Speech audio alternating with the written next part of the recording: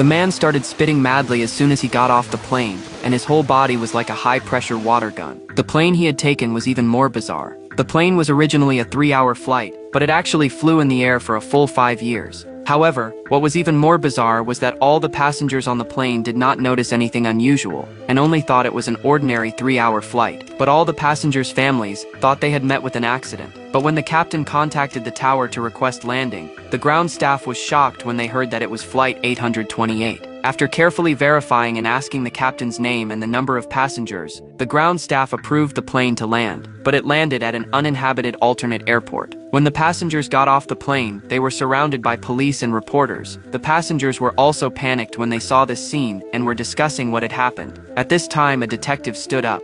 The problem, ladies and gentlemen, is your plane departed Montego Bay, Jamaica on April 7, 2013. Today is November 4th, 2018.